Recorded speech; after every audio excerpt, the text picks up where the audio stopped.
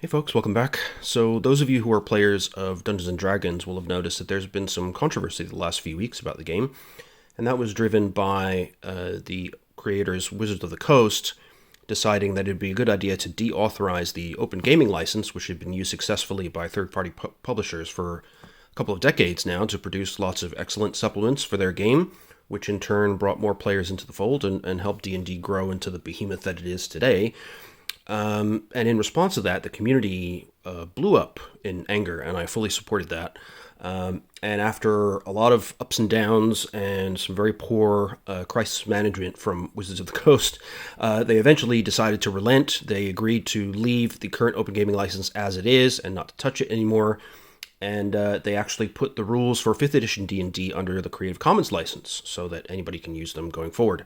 Those are really positive steps. However, I think in the hubbub, the D&D world sort of turned off a lot of third parties who probably won't be coming back and will be creating their own licenses, such as the Orc license from Paizo Publishing, the makers of Pathfinder, and lots of other companies have announced their own licensing arrangements as well. Plus, a lot of players were spurred on to go and look at other systems, including, most noticeably, Pathfinder 2nd Edition from Paizo and Call of Cthulhu, which is in front of you here, from Chaosium. Now, there's been a ton of stuff out there on YouTube and elsewhere about how to make the switch to Pathfinder 2nd Edition, and that makes sense because it's a game that's thematically very close to D&D. It's clearly a place people would go for if they want to play that kind of high magic, high fantasy kind of game, whereas Call of Cthulhu is a very different beast. It's set in the quote-unquote real world, in the historical 1920s of America. It's based on horror and investigation rather than dungeon delving and leveling up and so forth, and it's a skill-based system rather than level-based, so it's very different. So what I wanted to do was to highlight why Call of Cthulhu is great, and to do that through the means of showing you this wonderful box set that was printed in celebration of the game's 40th anniversary. Now, I should note right off the bat that this is a reprint and expanded version of the original Call of Cthulhu 2nd Edition box set from way back in the 80s, and you might think, well, why should I get that when Call of Cthulhu 7th Edition is the latest version? And my answer would be that the games are still very closely related. There's a lot less of a difference between different versions of Call of Cthulhu than there is between different versions of D&D. And actually, with just a document that's freely downloadable from the Chaosium website, you can quite freely convert things from this box to 7th edition and vice versa. So it's really not difficult to handle that. The other side of it is that the 2nd edition game is a lot more compact. The books, as you'll see, are much thinner. It's very easy to get started with. And once you learn 2nd edition, it's very easy to jump up to 7th. So it's a great way to start with the game without taking on too much complexity. But also, this box is a great value, absolutely filled to the brim with scenarios. It's just a great set, and it's really nice that the level of production value for this is really top-notch. You know, it gives you that old-school flavor with the artwork and the fonts and everything, but they redid all the documents inside from scratch, you know, rebuilding everything with modern tools for layout and design. So the quality of the printing is absolutely superb. It doesn't look like an old product. You know, everything looks really high quality. So without further ado, we'll take a look at the back real quick so you can see all the amazing stuff that's in here. So as you can see, this is a complete fantasy role-playing game ready for use. And there's a summary here of all the stuff inside. So we have the Call of Cthulhu rulebook, which has basically everything you need to start playing, a source book for the 1920s, character and monster silhouettes for play, an anniversary dice set, character sheets, a world map, the Shadows of Yog-Sothoth campaign, the Asylum and Other Tales, which is 7 scenarios, the Cthulhu Companion with 4 scenarios and more rules and source material, the Trail of Sathogwa, a mini campaign of 2 scenarios with a 3rd adventure besides, and a Call of Cthulhu Keeper screen, and the Fragments of Fear with more gods, background material, other rules stuff, and a scenario as well. So there's just a ton of value in this box. And when you open it, which I will do now, you'll see it's completely packed to the brim, which is really, really great. It's got this nice introductory letter in the front here, which explains to you what is in here. It actually has some stuff on this list that's not noted on the back of the box. For example, the size comparison sheet, the world map and Arkham map and so forth. But otherwise, it's stuff that we've seen already. You can see we've got some character sheets here. Now, again, for those of you who are used to D&D, you can see that this is a very different animal. So in Call of Cthulhu, you're basically dealing with regular people. They'll have an occupation like a journalist, private investigator, whatever, professor. And they're pretty much normal people in terms of their resilience, their various abilities. And that means they're very squishy, to use D&D terms. They die pretty quickly and pretty easily. If you get shot by a big gun, you'll probably be seriously injured or dead. If a monster slashes you with a big claw or bites you with their big teeth, you'll also die. So that amps up the horror feeling. And you'll see that we have 9 basic statistics. We can put in some background info here, their damage bonus and penalties. They do have magic points, which I'll get to when we look at the books. They have a low number of hit points. You can see it tops out at 21, which is not very many. And then here we have the infamous sanity point track. So in Call of Cthulhu, as you're exposed to the horrors of the world around you and you start to learn the awful truth about all the things that have been hidden from mankind's conscious view, you gradually lose your sanity points. And if you encounter more and more horrible things, you lose more sanity points. If you lose more than 5 in one go, you'll have a temporary break with reality. Maybe you'll be screaming or pass out or something like that. If you lose more than 1/5 of your sanity score in one day, you'll go temporarily insane. And if you lose all your sanity, you're irretrievably insane. And if you go mad, you will have to go into a sanatorium or get other kinds of treatment. Now, just to say up front, some people have expressed concerns or complaints that this sanity track kind of makes light of mental illness. As somebody who has had a lifelong struggle with mental illness myself, personally, it really does not bother me in the slightest, because it's clearly an homage to the 1920s sort of understanding of mental illness. It's accurate to the period. They play it up. They give you, tables of weird delusions and manias and phobias to roll on.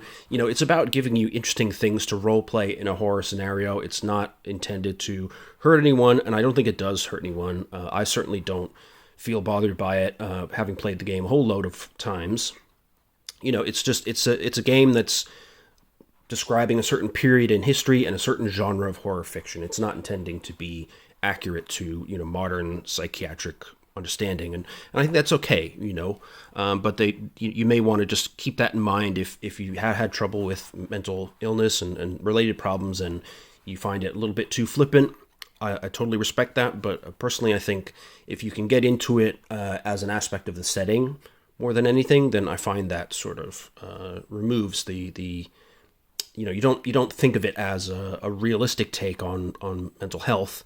It's just a game device, right? It's a simple track that boils something very complicated down to something very simple with a lot of roleplay direction attached to it. So just bear that in mind.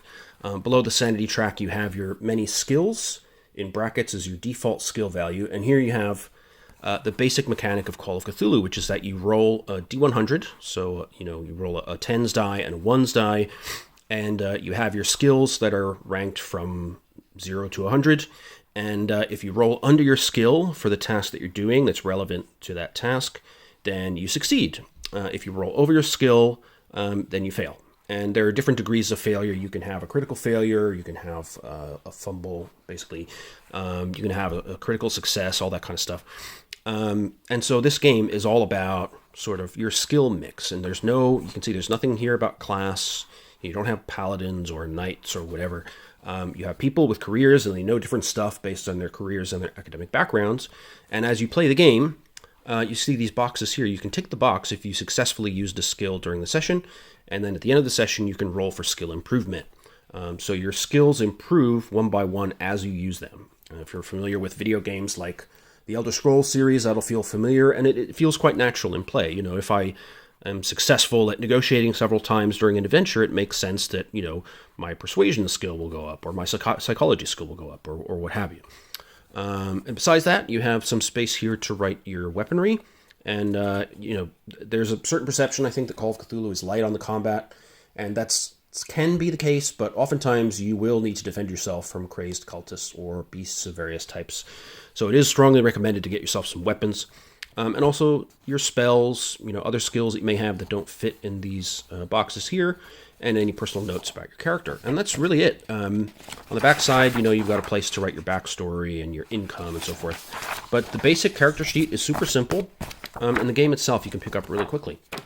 Now, besides the character sheets, we have this lovely, very smooth-feeling, nice cover on this, by the way. This is the Call of Cthulhu Classic Edition rulebook. So this is the second edition rulebook with all the errata and everything integrated, all nice and shiny and new. We have the 1920 source book, you can see with an airship on the front there. It's kind of cool. We have the Yog-Sothoth campaign. We have the Asylum and Other Tales. We've already got a lot of stuff here. We've got the Cthulhu Companion with more rule stuff. We've got another mini campaign. We have more scenarios. We have maps galore. We have the size comparison chart, which is quite cool in itself. We'll look at that in a minute. Then we have the keeper screen, which is just a thin kind of cardboard thing, which is a little bit disappointing, but it's still perfectly functional. Then you have these little standees here you can use if you're going to use your battle maps or something with all the different monsters and NPCs. And then you have a huge pile of handouts. And of course, your special anniversary edition packet of dice, which have a nice pattern, a kind of mix of red and black with some sparklies in there. It's pretty cool. So it's just tons of stuff in the box. And we'll start by I'll introduce you to the rules a little bit more. I've explained, the basics of the system being skills-based and so forth, but there's a lot more to the game than just rolling on your skills. So there's a nice introduction in the game. Back in these days when the game came out, they really needed to hook you pretty quickly. D&D came in several short booklets. It wasn't these big, massive hardcovers that we have now. And they do a really good job in this of making you understand what the game is about right from the beginning. They give you a solid background in what you should expect as a player and as a keeper, i.e., or a games master if you prefer. It explains to you about the character sheet, which is what I just did. What dice you use and so forth. And then we're right into character creation, so they don't waste any time here. One thing you'll note is that if you're used to Call of Cthulhu, more recent editions, you'll see that your characteristics here are rolled on 3d6 rather than being from 1 to 100. Basically, if you want to convert your characteristics to 7th edition or 6th edition or whatever, you just multiply them by 5. So it takes a few seconds, that's it. And that's just one example of how easy it is to convert. I mean, everything is totally functional if you just take those characteristics and multiply by 5. So it explains what each of these characteristics are.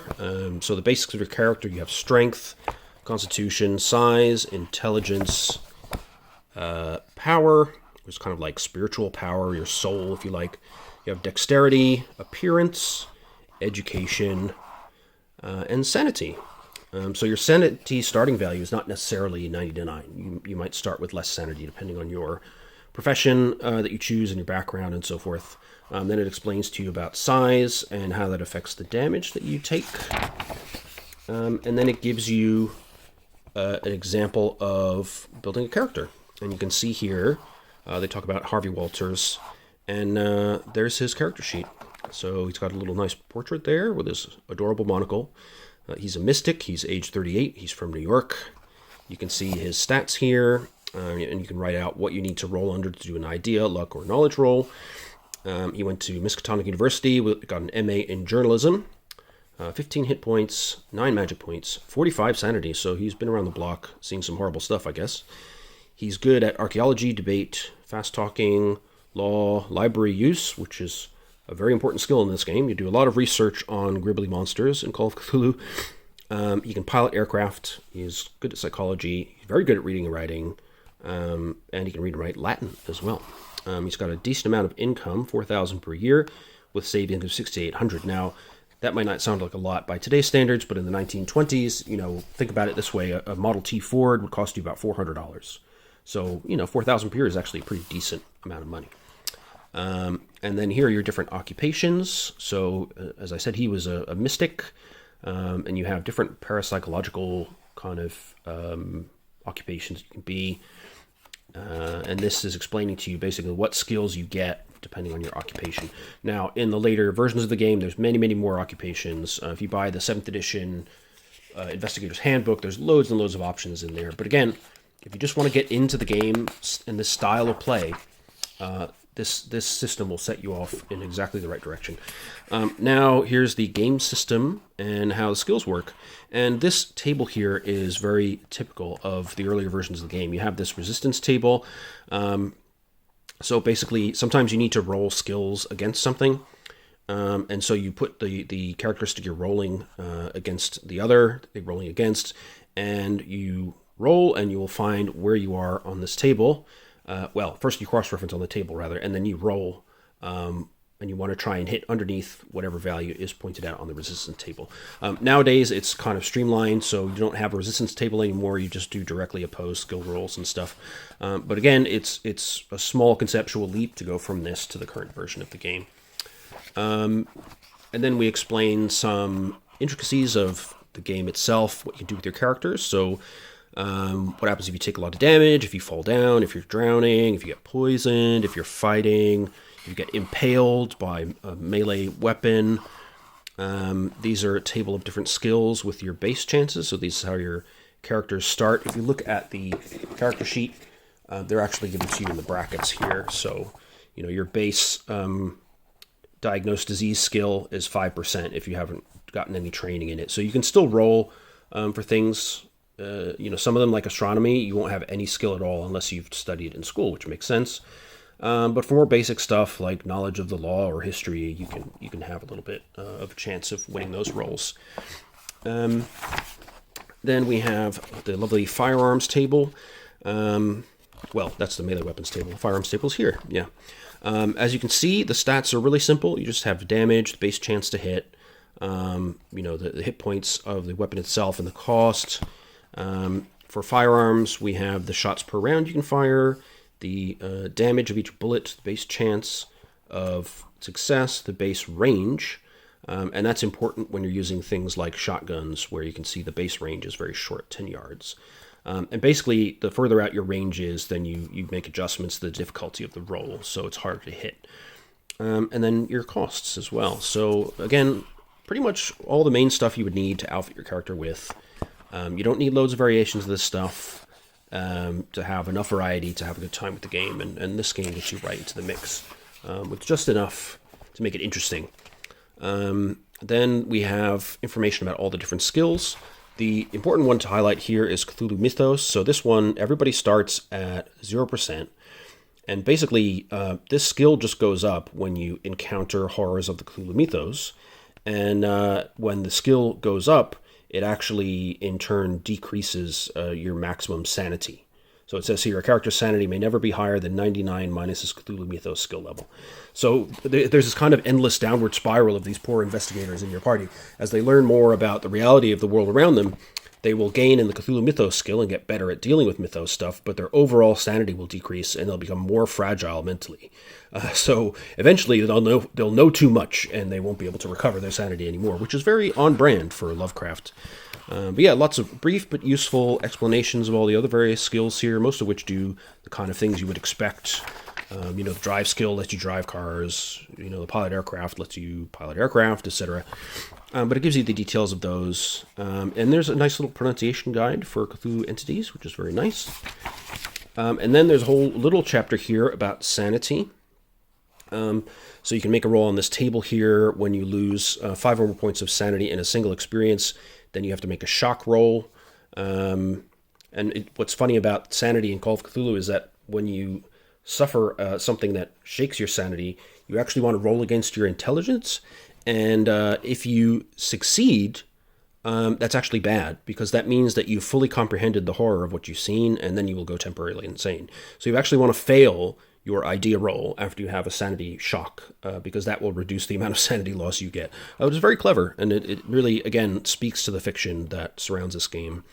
So there's all these useful tips about how sanity works, what happens when you lose more than 20%, how indefinite insanity works, some typical sanity losses for different horrible things, like being surprised by a corpse, being surprised by part of a corpse, being surprised by a horribly mangled corpse, waking up in a tomb, meet someone you know to be dead, that's a good one, witnessing bizarre occurrences such as the sky turning green, witnessing grisly bizarre occurrence, i.e. gigantic bloody head falls from the heavens, 1d10 if you undergo severe torture.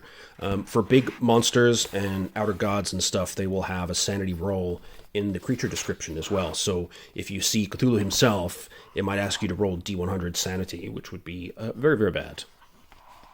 And then there's the enjoyable insanity table here. So Basically, in most cases of insanity, an obvious affliction will appear on the table, and the keeper need make no random roll. However, in some cases, the nature of the affliction will not be obvious from the context of the shocking event, and at that time, the keeper may randomize the affliction by rolling 1d6 on the table. So basically, you roll from 1 to 6 here, and you'll get different kinds of possibilities. If you get a phobia, then there's a list of phobias here that you can choose from, and there's lots of enjoyable stuff in here. Fear of foreigners, fear of monsters, fear of the sea, fear of snakes, fear of night, fear of insects, all that kind of good stuff. And those are then kind of a big issue for your character going forward, potentially. But you can cure insanity by using psychoanalysis, but again, since we're kind of embedded in a historical period here, they actually have a table to determine how many psychoanalysts are available given where you are in the country. And the smaller the town you're in, the less likely it is that you'll find a qualified psychoanalyst. You can get yourself institutionalized, and if you spend quite a long time there, you can recover your sanity, but you can also suffer institutional disasters, because in the 1920s, they didn't treat mentally ill people very well.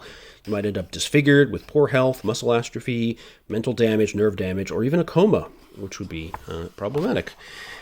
And then there's a list of populations of the U.S. and selected foreign cities, which is very useful for the psychoanalysis table.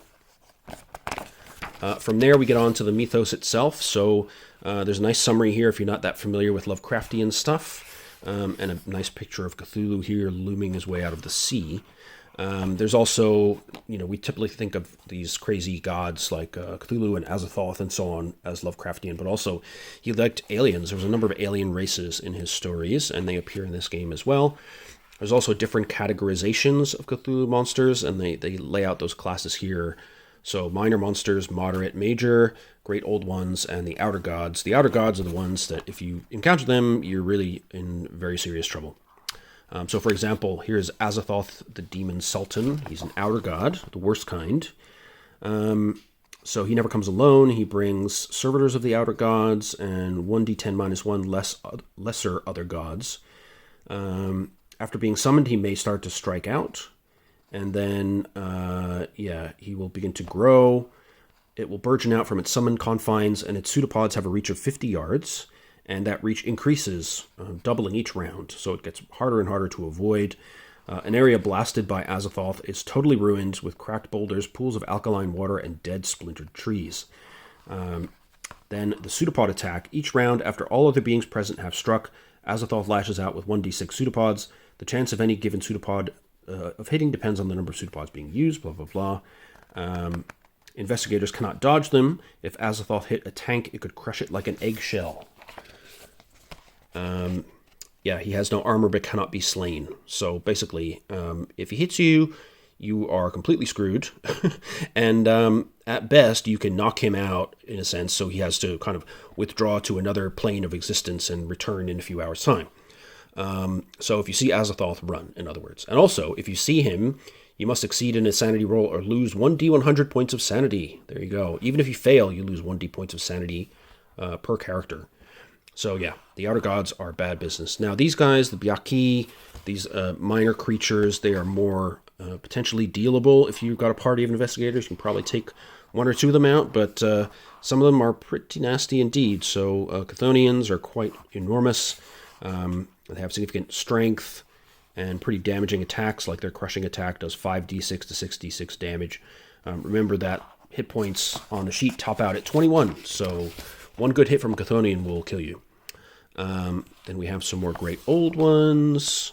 We have Great Cthulhu himself. There you go. He knows every spell in the game except Summon, Bind, Night Gaunt, and Contact Nodens. He also requires a 1d100 sanity roll. And he does enormous damage. 1d6 plus 21d6 for his claws, 11d6 for his tentacles. And the base attack percentage is 100%. So good luck. But it's nice that they give you the stats. Some people really want to feel like there's a structure in place and the god just doesn't instantly kill them by a GM fiat. And so they accommodate that here. Here's some servants of Shub-Niggurath. We have the Doles, which are big sort of sandworm things, dimensional shamblers. I mean, there's actually a decent amount of monsters in this bestiary here. All of them recognizable from Lovecraftian materials. The Great Race of Yith, one of the creepy alien races. We have Hostur. We have the Hounds of Tindalos. All kinds of great stuff in here. We have Hunting Horrors, the Wendigo, the Migo, another alien race. You can see an outline here. They're sort of fungoid creatures that can phase in and out of reality. Then we have Nyarlathotep, the focus of the infamous Call of Cthulhu campaign, Masks of Nyarlathotep, which I own as well for 7th edition. And then there's a form here to keep track of monsters or to create new ones for yourself, which is great. And yeah, of course, we have Serpent People, Shoggoths. Yeah, what's that? That's a Shantak, this guy. So that's another space-based creature, I believe. We have Star Vampires as well. You can see him over here. We have Spawn of Cthulhu, the more manageable henchman of Cthulhu. Tsathoggua, another great old one. Yeah, and Yog-Sothoth, another one to avoid. If he touches you, you get 1d6 permanent constitution loss. And the Silver Bolt just kills everybody in a 5-yard circle. So that's not great. Yeah, so typically if you get into combat in Cthulhu, you need to be very careful and or just run screaming in the other direction and find another way through. Then we have magic. Magic is cool in this game because it's costly, it's scary, it's creepy, and it fits the Lovecraftian mythos really, really well. The basic idea is that to get spells, you need to find volumes of arcane lore. You need to pass some checks and spend a whole hell of a long time studying them, and then you have a chance to learn some spells. And there's a table here of some famous Cthulhuid tomes that you can study. It shows you what language it's in, the increase to knowledge that you get from it, the multipliers for your spells, and your effect on sanity. And notice this is not insignificant. If you read the infamous Necronomicon, you will lose 2d10 sanity, which is a lot. So you come out from this much less composed than when you went in, but you may know some spells, so a bit of a trade-off there. And yeah, if you are using spells, the spells themselves are often risky. They cost sanity themselves. They will use power and magic points. So again, there's a magic points tracker on the character sheet as well. Now, some of these spells are really powerful, but yeah, as you can see, there's quite a cost to use them. So, for example, summoning some of these lesser creatures. I mean, these lesser creatures are still extremely dangerous. And you can see there's some requirements here. So if you want to summon a dimensional shambler, you need a dagger made of pure elemental metal, not an ally of any sort. The blade may be enchanted. Spell may be cast any time. The shambler simply forms out of the air. The summoned Byaki requires the material adjunct of a whistle, which must be blown during the summoning. So they all have some requirements. Some are more difficult than others. So the Star Vampire needs you to be casting only at night under a cloudless sky, and you need a book in which the spell is inscribed. So the more sort of powerful the spell, the more annoying it will be to cast. You also have these contact spells, which allow you to communicate with outer gods and creatures of the mythos, which, of course, is not that great for your sanity. They cost sanity to cast, and then when you actually speak to a great old one, you might not like what they have to say. You can also call deities and summon them. You can create gates to other dimensions, which are not always places you want to be. You can go to other stars, like Vega, Sirius, Proxima Centauri, the other side of the Milky Way, all that kind of stuff. So yeah, you can get pretty crazy with the spells, but your mind will also get pretty crazy, so you have to keep that in mind. So here's all the spells that are in this volume. There are more in the other books in this set. And of course, the modern game, there's an entire book on my shelf, which is the Grand Grimoire of Cthulhu Magic, which is hundreds of spells in it, which is great. Yeah, and then there's a how to play chapter, which is really super helpful. Guidance for the Keeper, a nice old school map of Arkham, Massachusetts, which is where I've been setting some of my recent one-shots I've been running, because it's just classic. How to deal with money and financial assistance, and a nice little example of play. And then we have some introductory scenarios. I won't say much about these because I don't want to give spoilers, but I'll just kind of flip through, get an idea of what you get. I mean, they're nicely detailed scenarios designed for new players. All the stats you need for creatures and stuff are rewritten for when you need them. You don't need to flip through the book again. They've got maps. You know, all the stuff you need is basically at your fingertips. And then there's a nice designer's note section here both the original one and some updates about what they've done since then, and some stuff about the other books in the box. And then we have a second scenario, The Wail of the Witch. So yeah, I mean, basically the book is only 96 pages, but it's a complete game by itself. You've got 2 adventures, you've got everything you need for character creation, you've got a bestiary, you've got spells, you've got everything, and it's only 96 pages. The current edition of the game, it's 2 big fat books. I mean, really, you only need, I guess, the Keeper book, but both are useful. And you're looking at maybe 800 pages, 800 pages. So, granted, a lot of that is really useful background and stuff, and it's just an expansion of the what's basically in here. But, I mean, the core of the game, you can really fit all of it in this nice thin book here. And like I say, it's not a giant leap to go from this to 7th edition. So it's pretty amazing. The game at its core is really understandable, really quick to get into. So we'll quickly look through some of the other stuff here. So the source book for the 1920s, it's very brief, but there's actually quite a bit of useful stuff in here. So you've got a timeline for historical events of the 1920s, a calendar, biographies, info about companies, crime, about getting arrested, about cultists, railway travel, prices, weapons, all kinds of cool stuff. So we'll just quickly flip through. So this is a calendar for the year 1920. If you want to get yourself oriented. Here's some useful biographies of key historical figures, so you can kind of immerse your players in the sort of historical setting a bit more. As you can see, there's quite a few of them, including, look at that, Mussolini's in there. Leon Trotsky, there you go. Joseph Stalin, A little bit about key companies that existed at the time that would be familiar to American players today. What happens when you're arrested, the procedures of arrest and prosecution. Investigators can get arrested. I mean, it's intended to be, a sort of fantastical yet mostly realistic picture of 1920s America. And if you run around shooting guns at creatures that nobody else can see, or they don't believe your stories of wild cultists and demon summoning or whatever, you can get arrested and get in trouble with the authorities, which is, fairly realistic, I think. It advises you how to bribe people. Some information about cultists and some other possible occupations for players, which is a nice little bonus. Naval skills, if you want to have a campaign at sea. Previous experience. So you can generate characters' background, basically, from these, which is nice. Roll on the table and determine where you went to school and college and all that kind of stuff.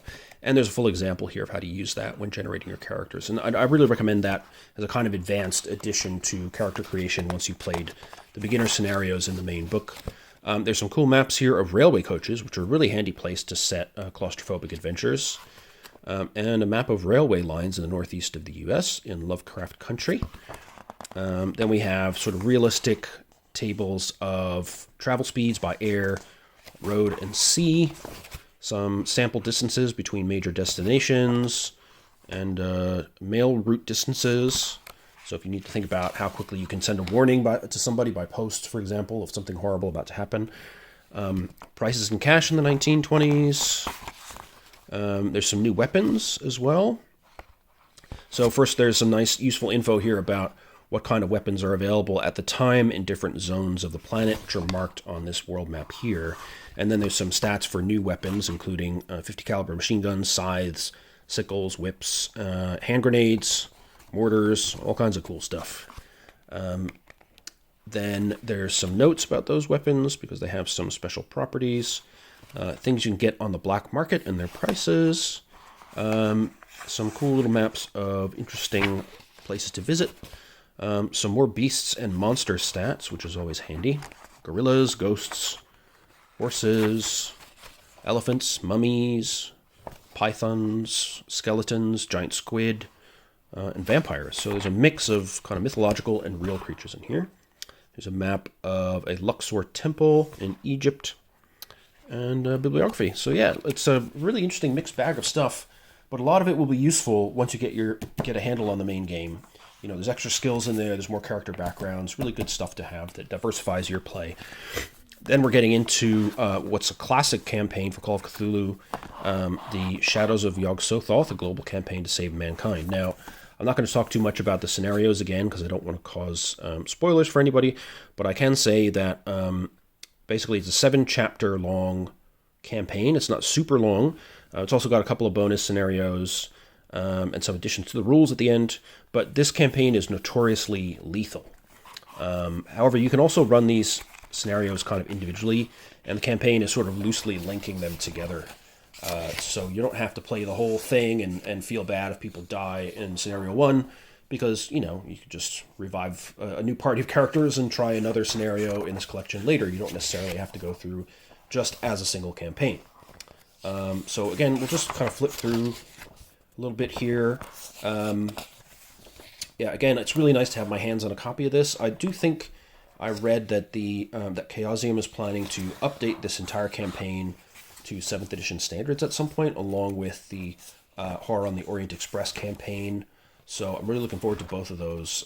Call of Cthulhu, despite its reputation for killing lots of player characters, it also has some of the most well-regarded long campaign supplements in the business.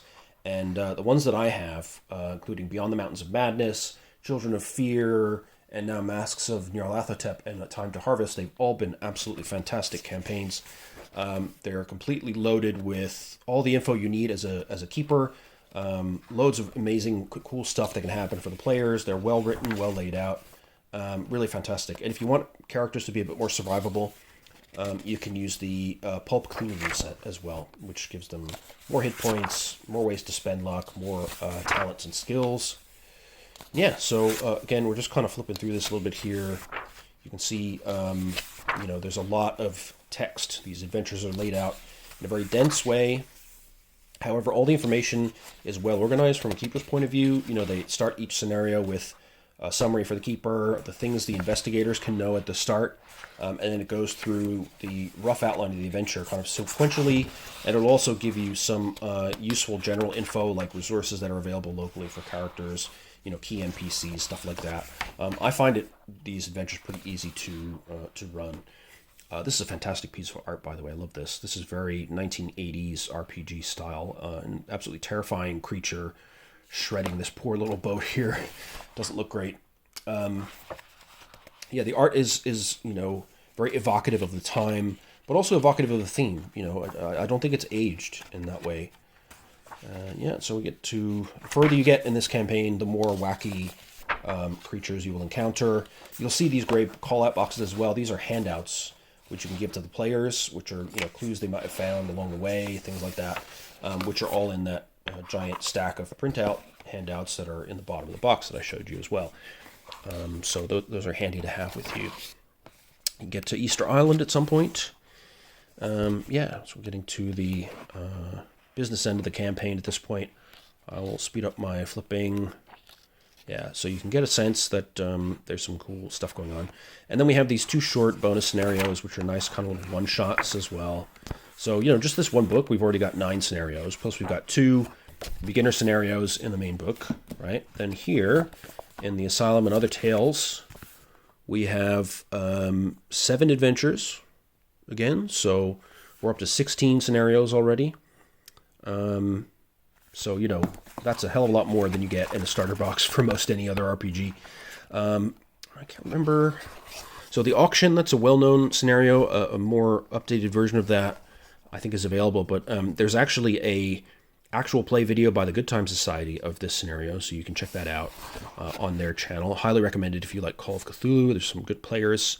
They've done a long series of actual play videos of Call of Cthulhu on there. The Asylum is a good one. I haven't done the Black Devil Mountain, so I should take a look at that, or the Mauritania for that matter. But 65 pages and 7 full scenarios, so very compact. Well, one of the things about Call of Cthulhu is that as a keeper, as the GM, you will spend a lot of time in conversation with your players through various NPCs, describing and creating atmosphere for them.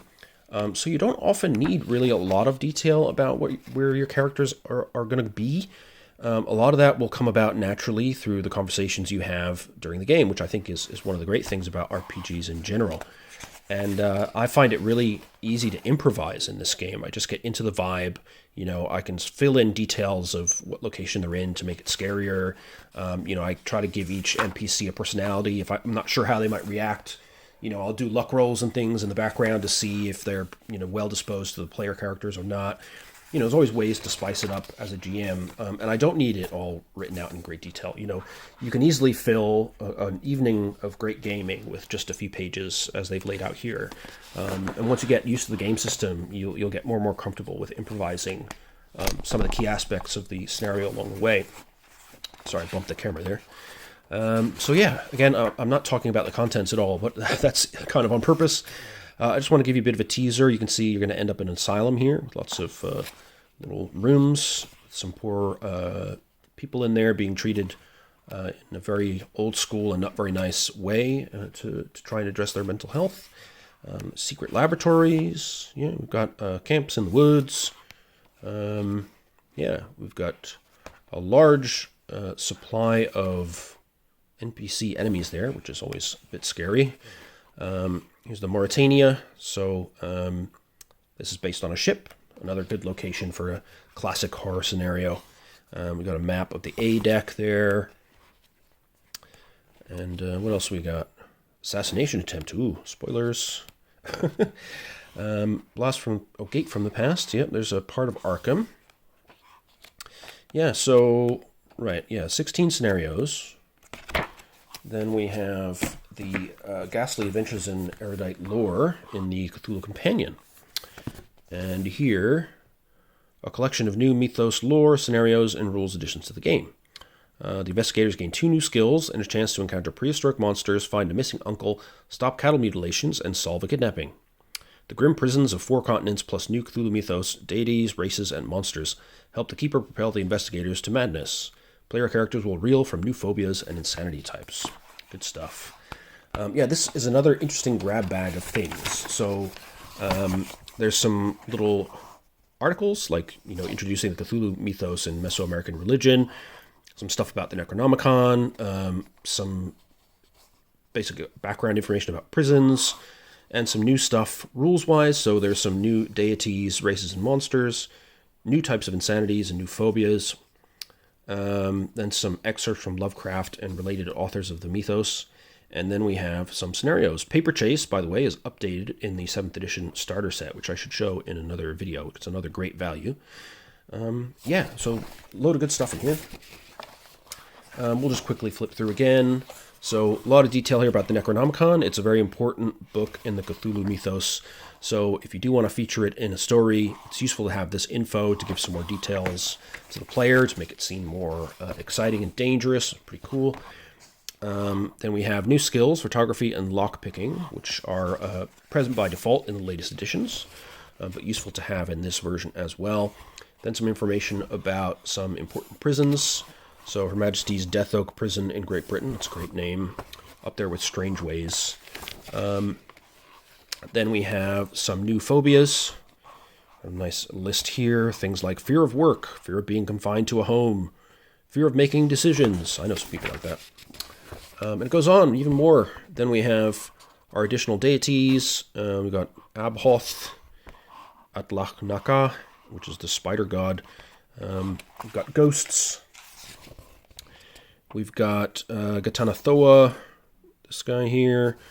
Yeah, all kinds of good stuff, and a bit kind of perhaps less well known than the creatures in the main book, but that's pretty much the right way to do it. Introduce the less obviously useful monsters or the more specialized monsters in supplements. This definitely makes sense. We have the Gugs from the Dreamland stories, so those are definitely Lovecraftian staples if you're into the Dreamland side of things. Moon Beasts as well. So a decent amount of additions to the bestiary. Then we have some excerpts from the Necronomicon and from some other horrible mythos tomes. Then we get into Paper Chase. There you go. So if you have the current version of the starter set, it's an interesting comparison. The artwork in that book is clearly inspired by this piece, but quite different in its effect, I think. So that's a scenario that has survived to the present day. We have the rescue. Counsel for the U.S. State Department is murdered and his daughter disappears. There you go. Some nice artwork in there as well. A couple of maps. Then we have the secret of Castro Negro. Weird disappearances, bestial cattle mutilations, and depraved demoniacal rites are baffling New Mexican authorities. Will the investigators solve the puzzle? They might, but they may also die before they can tell anyone. That is a constant danger in this game system. Yeah, some decent length scenarios as well. And then we have some poetry. Always nice. Have some creepy poetry to read out. You know, try and get one of your kids to read it in a creepy voice. That's always a good way to do it. And death scenes. Aftermaths of killing Cthulhuoid entities. So if you need help describing what happens when you murder a spawn of Cthulhu in this game, it's really helpful for the keeper. And there you go. I mean, seriously, there's just so much stuff in this box. It's really incredible. Now we have the Trail of Sathogwa. We have what living horror grows behind the Bigfoot legend? What secret lurks on the sterile Greenland ice cap? It's a mini-campaign in 2 scenarios, and a third unconnected scenario, the Haunted House. This scenario pack suitable for beginning keepers and investigators, serves well as an introduction to the game. So again, great thing to have in this massive box of Doom. So again, it's a book of adventures. In the interest of avoiding spoilers, I shall just flip through, we'll admire a couple of pieces of art, and we'll move on. But yeah, what are we up to now? I would say we had 16. I think there's 4 scenarios in the Cthulhu Companion. So what's that, 20? Then we have 3 more in here. 23 scenarios so far. Not bad. We have some Inuits here and some lovely sled dogs. Always nice to have. There's a temple map. And a random person. Don't know what they're doing. Yeah, that looks unpleasant. Some very dead person hanging from a tree. Yeah, what else we got? Map of Greenland. Now, I'm a big fan of northern climates. One of my great accomplishments, in my view, is that I spent 3 months on an Arctic expedition. But that was over here on Svalbard. I've always wanted to go to Greenland, but I think I would prefer not to go in the circumstances in which our hapless investigators will end up going there. The Haunted House, that's another Cthulhu classic. In fact, there's a whole book of really nice haunted house scenarios called Mansions of Madness that you can get for the current edition, which I strongly recommend. Useful when you don't have a longer campaign arc planned and you want a punchy, shorter horror scenario in a set location. Really, really good. So there you go. There's another mini-campaign. Then we have the second Cthulhu Companion. Again, it's sort of mixed bag of stuff. So there's some FAQs answered. Ancient linguistic traces of the Dread Cthulhu cult, some new spells from some other supplements, scenario, 4-page centerfold, new deities, another scenario. Yeah, I mean, there's a lot of scenarios, is what I'm trying to tell you. So this one, again, useful once you've had a little bit of experience with the base game. Just gives you some background stuff for the keeper and some nice little juicy tidbits for players as well to differentiate the characters a bit more. Some cool stuff like the size comparisons, but we have that chart, which I'll show you in a minute. Some information about historical references to the Cthulhu cult. These are the additional spell listings. Black Binding, Bind Animals, Become Spectral Hunter, Call Power of Nyambe, Command Bird. Sounds potentially useful. Create Curse Whistle. I don't even know what that is. Yeah, quite a few spells, actually. Not bad. You create zombies. It's always good. You can enchant things. You can enchant tablets, spears, lances, and pipes, and knives, and books, and braziers, and yeah. So, looks like a nice mix of scary sanity-blasting spells and more utilitarian stuff that might help you survive, such as Heal, Implant Fear, Levitation, Mind Exchange. That's a good one if you want to switch bodies. You can send dreams, you can send nightmares. Yeah, really nice, extensive spell listing, actually. Then we have some useful listings of stats for animals that you may encounter in the wild. It's always nice to throw in some more worldly beasts to throw off your players who are expecting constant tentacle gribbly things. They're divided up by continent as well, which is handy. And we have some poetry by the man himself, I believe. Yeah, by H.P. Lovecraft. Let's see, we'll read the first stanza. Through the ghoul-guarded gateways of slumber, past the wan-mooned abysses of night, I have lived o'er my lives without number. I've sounded all things with my sight. And I struggle and shriek ere the daybreak, being driven to madness with fright. There you go. Sounds very on brand, doesn't it? Yeah, now we're getting into scenario stuff. And some more mythos beasts this time. Servants of Glaki. Insects from Shagai, they're another alien race to beware of. Beings from somewhere I can't pronounce. Then we have another scenario. Is that a scenario? No, this is just... Oh, no, it's a scenario, yeah. See, there's so much stuff in here, I'm not actually familiar with all these scenarios yet. So there you go, that's the second Cthulhu Companion. Again, great old school cover art with creepy zombie dudes. This bird is freaking out, and so is that guy. But I totally understand.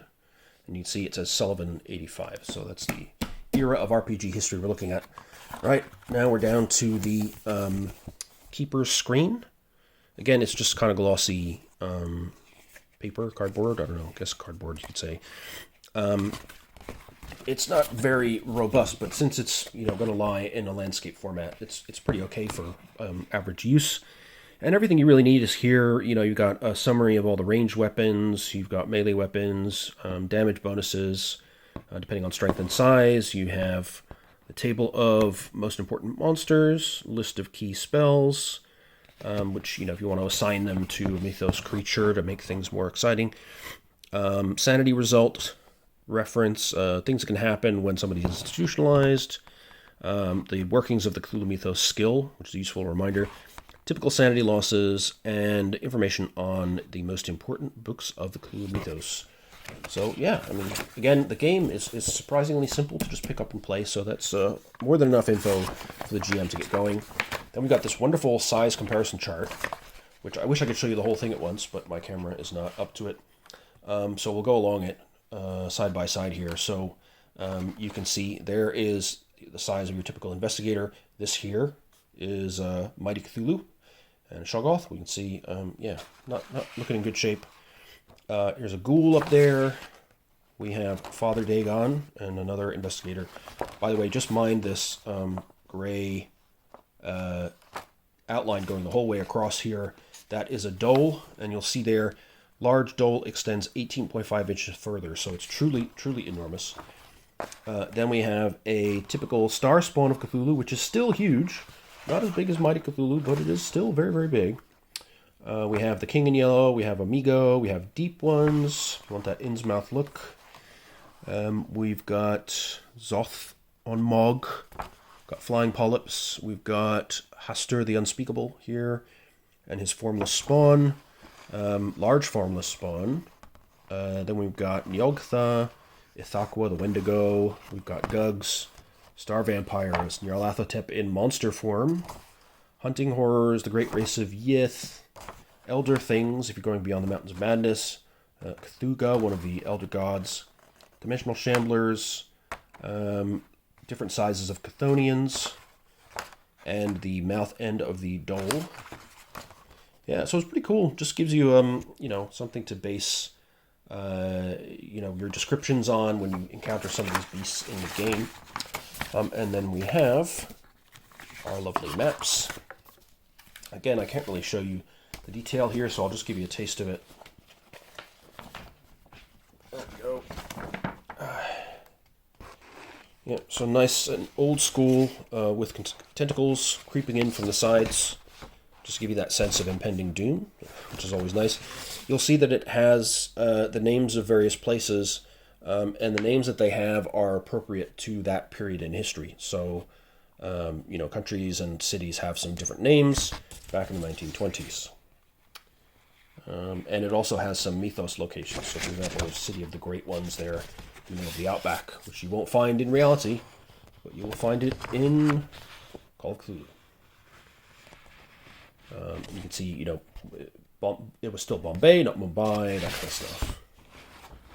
So you get the idea. That's the world map. And actually on the other side, you have just a large version of the Arkham map, which is actually in the main book. So you kind of already know what that looks like, but it's handy to have the giant version. And finally, we have our character figures. These can be cut out and stood up once you folded them in half and function as miniatures. We got a nice variety of stuff. Got the Biaki, the Migo, Spawn of Cthulhu, Chthonians, Dark Young. We have Deep Ones, Ghouls, various NPCs or investigators, Night Gaunts, Sand Dwellers, miscellaneous monsters, Serpent Men. We have Flying Polyps, Hounds of Tindalos, which in nice motion lines there. Some random undead, moon beasts, some more humans, ghasts, and ghouls as well. Dimensional Shamblers, Formless Spawn, Fungi from Mugoth, Outer Horrors, Elder Things, and a great old one, which can be sort of multi-purpose. Other than that, what you've got is all of these handouts, which I'm not going to show you because there are a billion of them. But yeah, as you can see, I mean, there's just a fantastic value to this package. Granted, I'm even more happy because I paid, $40 less than the retail price for it. I did have to pay shipping, but I'm based in the UK, and Chaosium has a warehouse and online store here, so the shipping was actually quite affordable. But I still believe that even at the current list price, this is a really jam-packed box. There's a ton of great stuff in here. If you're thinking about Call of Cthulhu, it's a great way to get into it. You've got a ton of scenarios you can run right off the bat. Really everything you need to know and to try the game out is in this box and then some. It even comes with this nice set of dice. I'll just take out one quickly so you can see the coloration. We'll look at these. We'll look at these two. How about that? There you go. You can see they've got nice gold lettering. I don't know, is that lettering? And you can see the sparkles inside there, giving a sort of galaxy kind of visual effect. And the mixture of red and black pigments looks really nice. So really feels like a premium set. Everything is beautifully made. Definitely feels like, even though it's all softback, everything's going to last you a long time. The box is super thick and super duper sturdy. And of course, it's Chaosium, so whenever you buy something from them, they send you all the PDFs for everything for free with your purchase. So I definitely recommend going on their website and grabbing up one of these before they disappear forever. They also did this with RuneQuest 2nd Edition. They did a kind of reinvigoration of the old box set, and that was hugely popular. So they decided to do it with Cthulhu, and it was their most successful Kickstarter ever. And apparently they are going to do it as well with the Pendragon game, which was the masterpiece of Greg Stafford, very well-respected game designer at Chaosium. And Pendragon is a game about playing courtly knights, basically, knights in King Arthur's court. It's a really fantastic game with a more kind of grounded feel in sort of the mythic medieval times. So that's another kind of cool revival box set to look out for in the future. But the 6th edition of Pendragon will be coming out sometime this year before that box set, which I think they said will not be in 2023, but probably the year after. But Chaosium has a load of great games to their credit. If you like Call of Cthulhu and you want to have a bit more of the medieval fantasy vibes, you can look out for Pendragon. If you want to have a very unique and detailed fantasy world with similar mechanics to Cthulhu, but set in a Bronze Age fantasy with loads of unique cultures, then check out RuneQuest, which is also done up with their current absolutely beautiful production values. They've got a lovely slipcase set, which has the 3 books you need for the game, and they have a great starter set as well. I will be getting that myself, hopefully in the near future, and when I do, I will show that off too. In the meantime, I hope this was useful for some of you out there. I really wanted to just give a shout to Call of Cthulhu because I love this game. I love this box set. I'm really happy that I got it. And later on, I will try and come back and show you some of my extensive collection of Cthulhu 7th Edition stuff.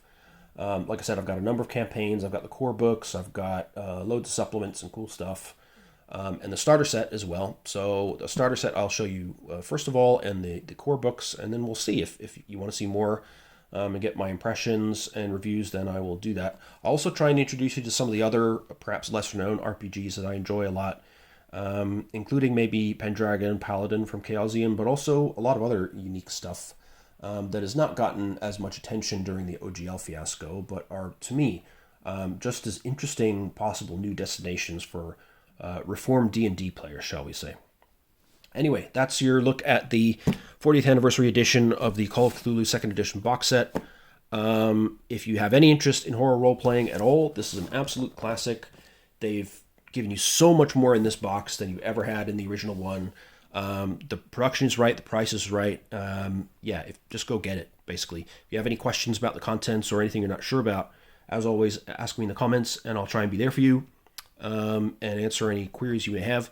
In the meantime, everybody, hope you're staying safe, getting through the long winter months, and hope to see you again soon with some more gaming and puzzling videos. Until then, take care, and bye-bye.